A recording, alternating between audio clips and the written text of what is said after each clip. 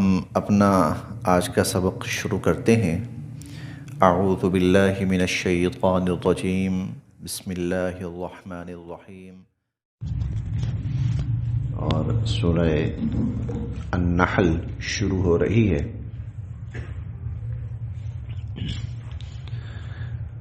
نحل وہ شہد کی مکھی کو کہا جاتا ہے۔ نحل شہد کی مکھی کو کہا جاتا ہے۔ اس صورت میں اللہ رب العزت نے شہد کی مکھی کے حوالے سے کچھ باتیں بیان کی ہیں، تو اسی نسبت سے اس صورت کا نام سورہ النحل ہے۔ اس صورت کا ایک اور نام بھی ہے، اور وہ ہے النعم، سورۃ النعم۔ نعم نعمتن کی جمع ہے، اللہ تعالیٰ کی نعمتیں، انعامات۔ اس صورت میں اللہ رب العزت کے بے شمار انعامات کا تذکرہ کیا گیا ہے اور احسانات کا تذکرہ کیا گیا ہے جو انسان پر ہوئے ہیں، اور اسی ضمن میں پھر انسان کو اللہ رب العزت کی ذات پر ایمان لانے کی دعوت اور تلقین بھی کی گئی ہے کہ جو رب انسان پر اتنے احسانات کر رہا ہے، انعامات کر رہا ہے، تو انسان پر لازم ہے کہ وہ اسی کو اپنا رب مانے اور اسی کی عبادت کرے۔ اور اس کے ساتھ ساتھ مسلمانوں کو کفار کا ظلم بڑھ جانے کی صورت میں اور ناقابل برداشت ہونے کی صورت میں مسلمانوں کو یہ بھی تلقین کی گئی ہے کہ اگر آپ یہاں سے چھوڑنا پڑے آپ کو اپنا علاقہ اور شہر اور مکہ، تو وہ بھی چھوڑ دو، اللہ تعالیٰ دنیا اور آخرت میں آپ کو اس کا بہترین بدلہ اور صلہ عطا فرمائیں گے۔ شروع کرتے ہیں بسم اللہ الرحمن الرحیم۔ اتی امر اللہ فلا تستعجلون سبحانہ وتعالی عما یشرکون۔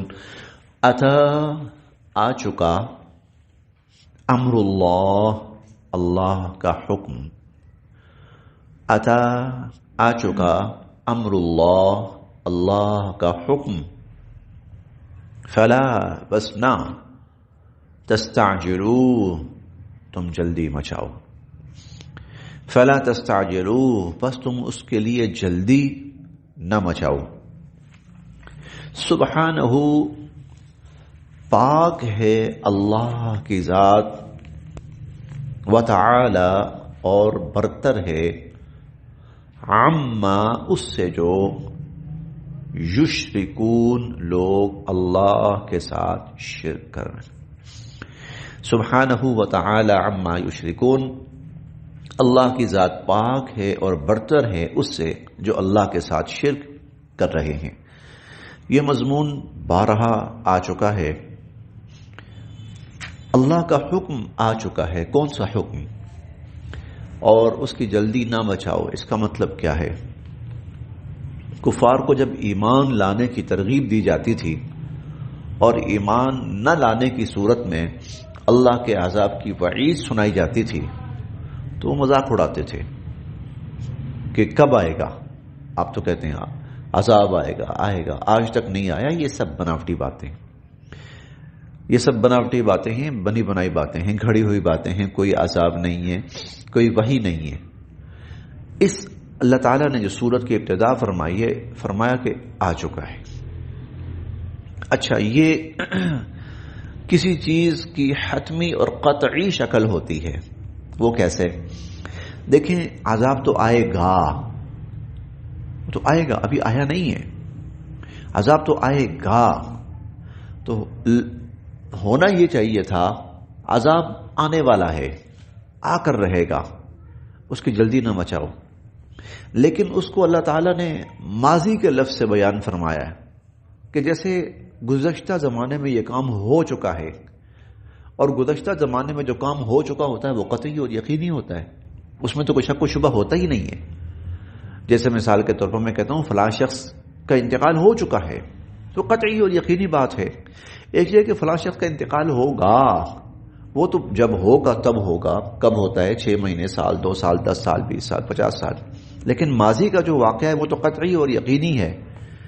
اللہ تعالیٰ نے یہاں وہ لفظ استعمال کیا ہے جو ماضی گزرے ہوئے زمانے کا، یعنی اتنا قطعی اور یقینی ہے یہ عذاب کا آنا جیسے گزشتہ زمانے میں کوئی کام ہو چکا ہو.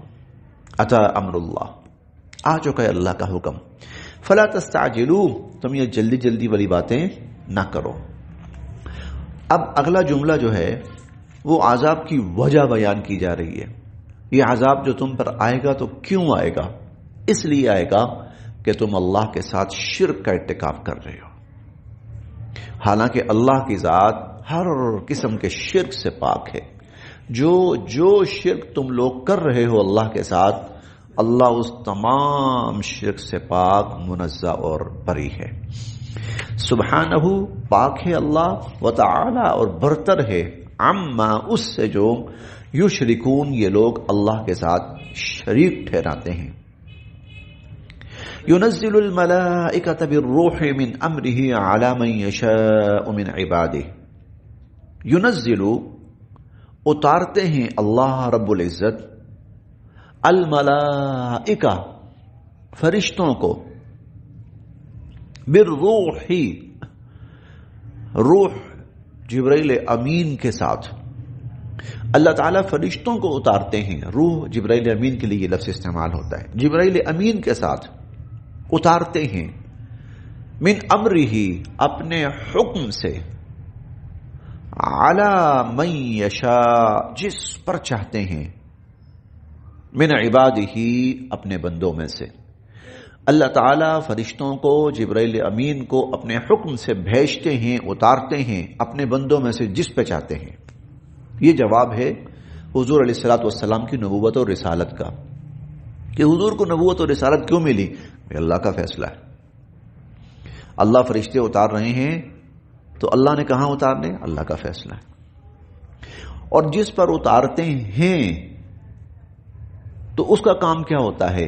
انذروا، کہ ان لوگوں کو آگاہ کرو اور خبردار کرو، انہو، کہ بے شک، لا الہ الا انا، کہ میرے سوا کوئی معبود نہیں. وہ جس پر فرشتے اتارے جاتے ہیں، جس کو مقام نبوت سے سرفراز کیا جاتا ہے، اس کا سب سے بڑا کام کیا ہوتا ہے؟ انسانیت کو اللہ کی وحدانیت کی دعوت دے، اور انسانیت کو اللہ کی عبادت کی دعوت دے. انذروا، کہ تم آگاہ کرو، خبردار کرو، انہو، کہ بے شک، لا الہ الا انا، میرے سوا کوئی معبود نہیں ہے، فاتقون، سو مجھے ہی سے ڈرو. خلق، پیدا فرمایا اللہ تعالی نے، السماوات، آسمانوں کو، والارض، اور زمینوں کو، بالحق، یہی بات برحق ہے، اور ایک مقصد کے تحت. اللہ تعالیٰ نے آسمانوں اور زمینوں کو پیدا فرمایا ایک مقصد کے تحت. تعالی، وہ برتر ہے، عما، اس سے جو، یشرکون، یہ لوگ شریک ٹھہرا رہے ہیں. جو شرک یہ اللہ کے ساتھ کر رہے ہیں، اللہ اس سے پاک، منزہ اور برتر ہے. خلق، پیدا فرمایا، الانسان، انسان کو، اوپر ہے آسمانوں اور زمینوں کو پیدا فرمایا. خلق الانسان، پیدا کیا انسان کو، من نطفہ، ایک نطفے سے، ناپاک قطرہ. فاذا ہوا، اور پھر وہ، خصیم مبین، وہ بہت بڑا جھگڑالو بن جاتا ہے. پھر وہ بہت بڑا جھگڑالو، یہاں خاص طور پر جس جھگڑے کا ذکر کیا گیا ہے کہ جس اللہ نے اس کو اس قدر ناپاک اور حقیر چیز سے پیدا کر کے شاہکار بنایا، جس اللہ نے، وہ اسی اللہ کا انکار کرنا شروع کر دیتا ہے، اور اس پر لوگوں سے بحث اور لڑائی اور جھگڑے شروع کر دیتا ہے، اور مار کٹائی تک اور قتل و غارت گری تک نوبت لے جاتا ہے، اور فتنہ فساد تک لے جاتا ہے نوبت. فیدا ہوا خصیم مبین، تو بہت بڑا جھگڑالو بن جاتا ہے. پھر دیکھتے ہیں، خلق الانسان، اللہ تعالیٰ نے پیدا کیا ہے انسان کو، من نطفہ، ایک نطفے سے، فاذا ہوا خصیم مبین، اور پھر یہ انسان ایک بہت بڑا جھگڑالو بن جاتا ہے. والانعام، اور جانوروں، مویشیوں کو بھی، چوپایوں کو بھی، خلقہا، اللہ ہی نے پیدا فرمایا. لکم، تمہارے لیے، فیہا اس میں دفء سردی سے بچاؤ کا سامان ہوتا ہے. تمہارے لیے ان مویشیوں کے اندر سردی سے بچاؤ کا انتظام ہوتا ہے، یعنی ان کی کھالوں وغیرہ سے ایسے لباس تیار کیے جاتے ہیں کہ جن کی وجہ سے پھر آدمی گرمی سردی سے اپنے آپ کو بچاتا ہے. لکم تمہارے لیے فیہا ان مویشیوں میں دفء سردی سے بچاؤ کا سامان ہوتا ہے، ومنافع اور بہت سے فوائد ہوتے ہیں، ومنہا اور انہی میں سے تأکلون تم کھاتے بھی ہو، وَلَكُمْ اور تمہارے لیے فیہا ان مویشیوں میں جمال بڑی خوبصورتی ہوتی ہے، زینت ہوتی ہے. تمہارے لیے ان جانوروں میں بڑی زینت ہوتی ہے، جمال ہوتا ہے. حینا جب تریحون شام کو تم ان کو واپس لے کے آ رہے ہوتے ہو، تریحون شام کو تم ان کو واپس لے کے آ رہے ہوتے ہو.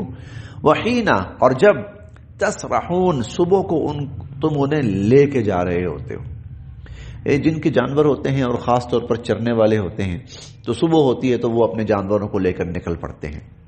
وہ جو جانوروں کا اس وقت چلنا اس میں اپنی ایک خوبصورتی ہے، نیچرل بیوٹی آپ اس کو کسی حد تک کہہ سکتے ہیں، قدرتی مناظر ایک طرح کے. وہ تو جانوروں کا وہ چلنا اور پھر جانوروں کا شام کو واپس آنا یہ الگ ایک سین ہوتا ہے.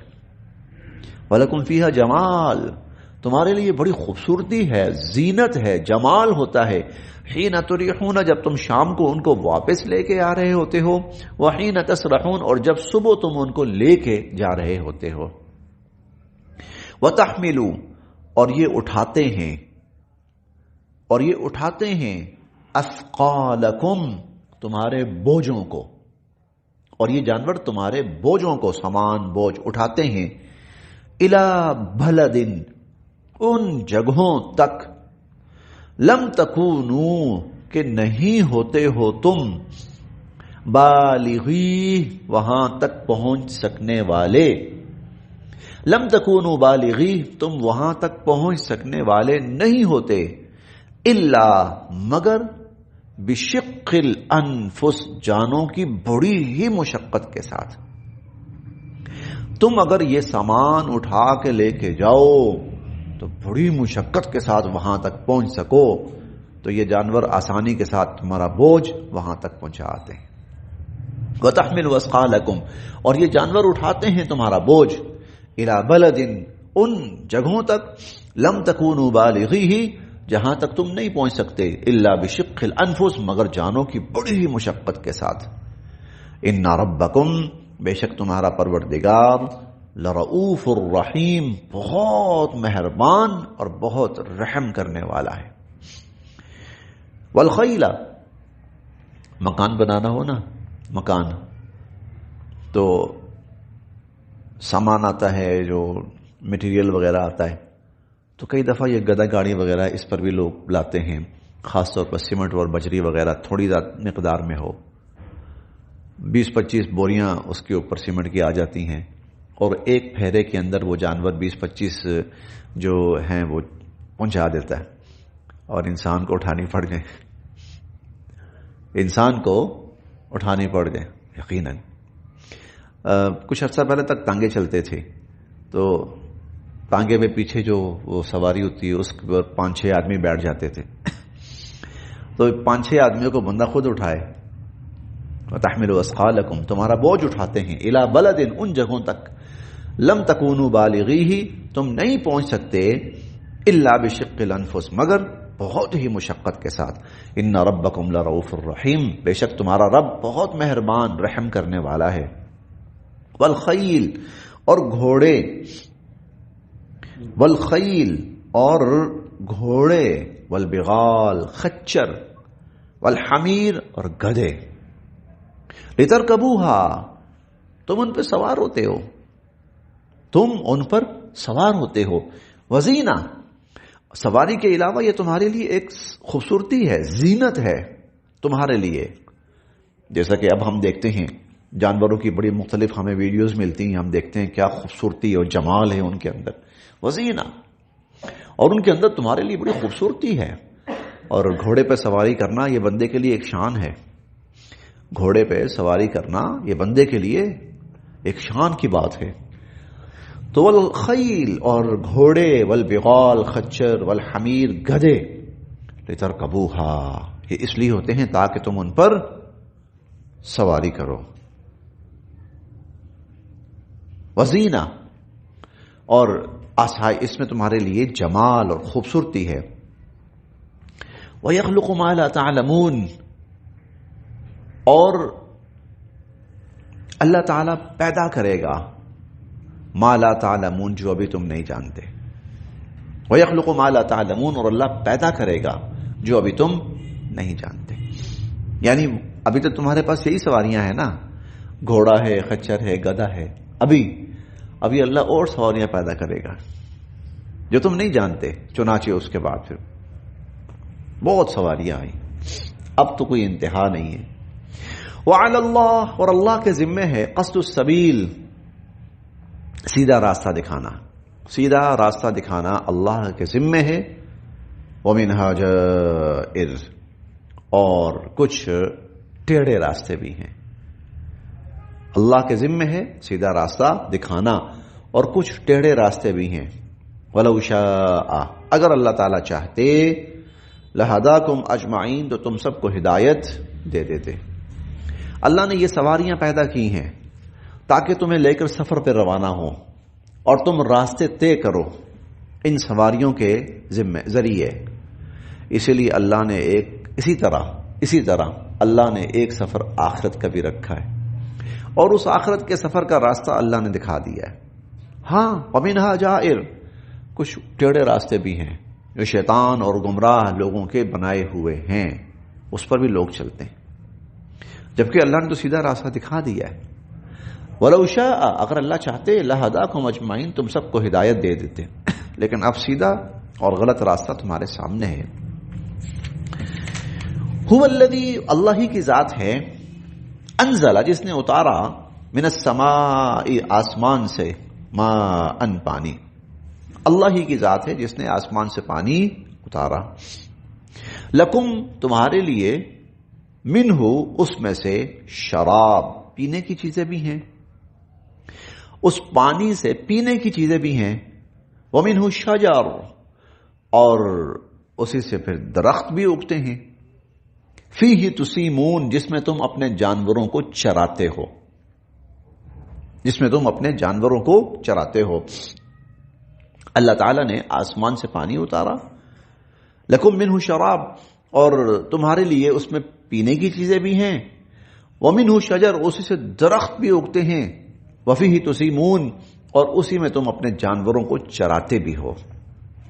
ینبتو اللہ تعالیٰ اگاتے ہیں لکم تمہارے لیے بھی اس پانی کے ذریعے الزرع کھیتی، والزیتون زیتون، والنخیل کھجور، ومن کل الثمرات اور ہر قسم کی پیداوار، والعناب انگور، ومن کل الثمرات اور ہر قسم کی پیداوار.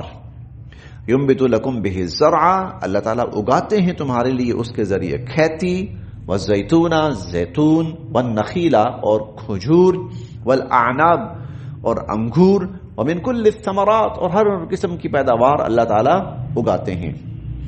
ان بے شک فی ذالک اس میں لآیہ نشانی ہے لقوم ان لوگوں کے لیے یتفکرون جو غور و فکر کریں. اس میں نشانی ہے ان لوگوں کے لیے جو غور و فکر کریں. وسخرا اور اللہ تعالیٰ نے مسخر فرما دیا لکم تمہارے لیے اللیل رات، والنہار اور دن کو، رات کو اور دن کو تمہارے لیے اللہ تعالیٰ نے مسخر کر دیا. والشمس سورج کو، والقمر اور چاند کو، والنجوم اور ستاروں کو، مسخرات بامرہ یہ سب کے سب اس کے حکم کے تابع ہیں. ان فی ذلک بے شک اس میں لآیات نشانیاں ہیں لقوم ان لوگوں کے لیے یعقلون جو عقل سے کام لیں. اس میں ان لوگوں کے لیے نشانیاں ہیں جو عقل سے کام لیں. بس آج یہاں تک. تو یہ جتنی چیزیں بیان ہوئی ہیں یہ اللہ رب العزت کے انعامات ہیں، نعمتیں ہیں انسان کے لیے، جانوروں کی شکل میں، پھر ان جانوروں سے ملنے والے منافع اور فوائد کی صورت میں، پھر زمین و آسمان اور بارش اور پانی اور کھیتیاں اور مویشی اور ہر قسم کی چیز میں. یہ سب کے سب اللہ کی نعمتیں ہیں انسان کے لیے. بس یہاں